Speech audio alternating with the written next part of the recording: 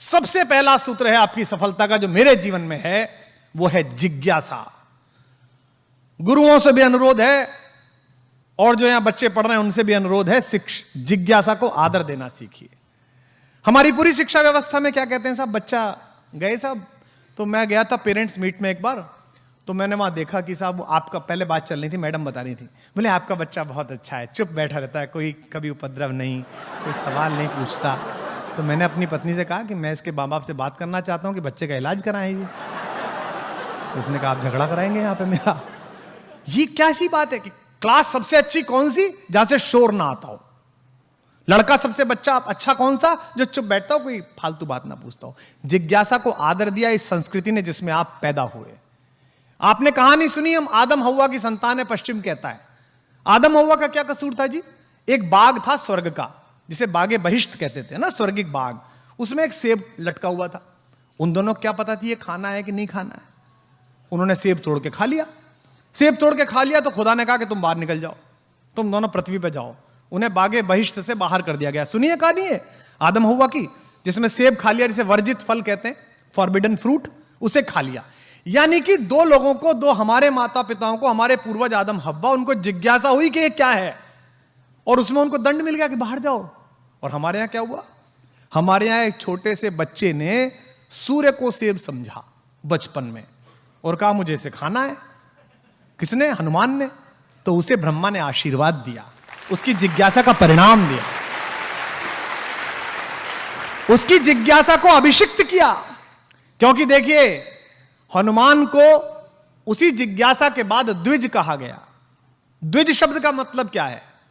संस्कृत बहुत अच्छी भाषा है, उसमें आप पूछिएगा तो शब्द अपना अर्थ स्वयं बताता है। मेरा दुर्भाग्य है कि मैं संस्कृत का विद्यार्थी नहीं रहा, विज्ञान का विद्यार्थी रहा, पर जो कुछ भी मैंने आस पड़ोस से बैठ के सीखा। द्विज क्या है?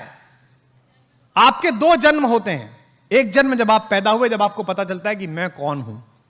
मां की गर्भनाल से जुड़े समय आपको पता नहीं चलता कि मैं कौन हूं।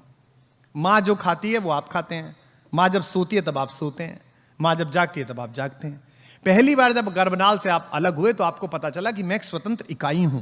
ये मां है, इसकी ये खुशबू है, ये दूध पीना है, ये दूसरे लोग दिखाई दे रहे हैं, ये आवाजें हैं। ये आपको ज्ञान हुआ कि मैं कौन हूं। दूसरा ज्ञान, पहला जन्म हो गया, दूसरा जन्म कि मैं क्यों पैदा हुआ हूं, मुझे करना क्या है, मेरा जीवन में उद्देश्य क्या है। तो जितने लोग यहां बैठे रात को सोते समय आज सोचना, कल सोचना, परसों सोचना, एक हफ्ते सोचना कि मैं पैदा क्यों हूं, मैं करना क्या है, मुझे, मैं कौन हूं, मैं आया किस लिए हूं। इसलिए थोड़ी आया हूं कि सुबह खाना खाऊं, शाम को खाना खाऊं, सो जाऊं, सुबह जो है वो मोदी जी के स्वच्छता अभियान में चला जाऊं। इसके लिए थोड़ी पैदा हुआ हूं। मेरा जीवन का उद्देश्य क्या है? तो हनुमान को बताया गया कि तेरा जीवन का उद्देश्य ये है, पर तुमने ये अपराध किया है, इसका दंड यह है कि तुम इसे तभी याद कर पाओगे जब कोई याद दिलाएगा। तो एक जामवंत आए जिन्होंने कहा कि भाई तुम इस काम के लिए पैदा हुए, और वो काम हो गया। तो जिज्ञासा का आदर करना सीखिएगा, और जिज्ञासा का आदर हमारी पूरी भारतीय मनीषा में है। शिष्य ने गुरु से कहा कि आप कौन हैं? तो गुरु ने कहा कि मैं ईश्वर हूं, अहम ब्रह्मास्मि। तो उसने कहा अच्छा आप ईश्वर हैं, तो मैं कौन हूं? तो गुरु ने कहा तत्वमसि, तू भी ईश्वर है। तो शिष्य ने कहा फिर ये पूरी दुनिया कौन सी है? तो उसने कहा यह सर्वम जगदम खलु, ये पूरा संसार ही ईश्वर है, ये सभी ब्रह्म है। यानी कि जिज्ञासा प्रारंभ हुई। जिज्ञासा का इतना सम्मान भारतीय संस्कृति में है कि एक छोटा बच्चा, एक मुनि का बच्चा, बहुत पूछता था सवाल। उसके पिता ने एक यज्ञ किया। यज्ञ करने के बाद वो अपने पिता से पूछने लगा, ये गाय किसे दोगे? ब्राह्मणों को। ये अग्नि किसे दोगे यज्ञ की? अग्निहोत्र ब्राह्मणों को। अच्छा ये किसे दोगे? चावल वंचितों को। ये किसे दोगे? बहुत सवाल पूछा। आखिर में वो नचिकेता अपने पिता से बोला मुझे किसे दोगे? तो बाप नाराज होकर बोला तुझे दूंगा यमराज को। और आपको कथा मालूम है कठोपनिषद की, नचिकेता यमराज के द्वार गए और यमराज ने उन्हें मृत्यु और जीवन का ज्ञान दिया।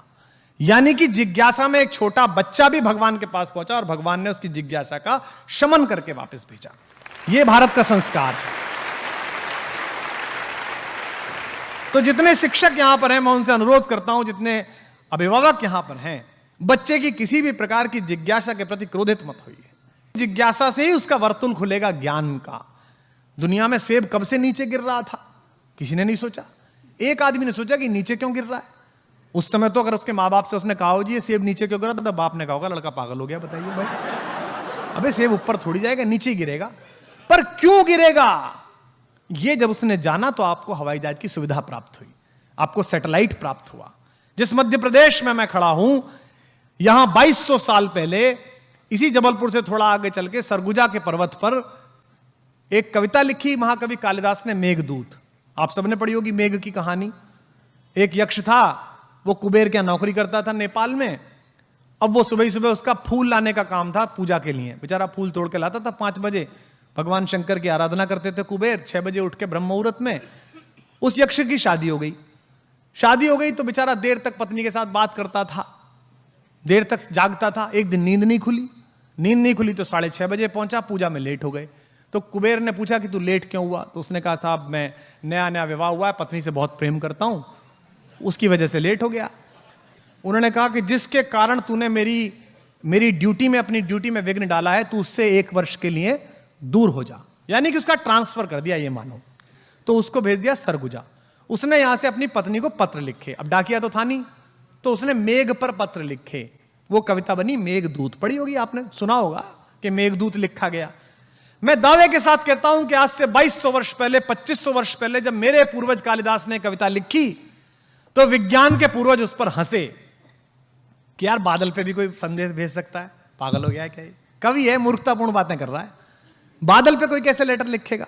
लेकिन अगर उस समय के भारतीय वैज्ञानिकों ने हमारे कवि को गंभीरता से लिया होता और सोचा होता कि कुछ हो सकता है, तो आज जो ये मोबाइल के ऊपर MMS उतरता है, जो वीडियो उतरता है, ये टेक्नोलॉजी सबसे पहले हम लाए होते हैं।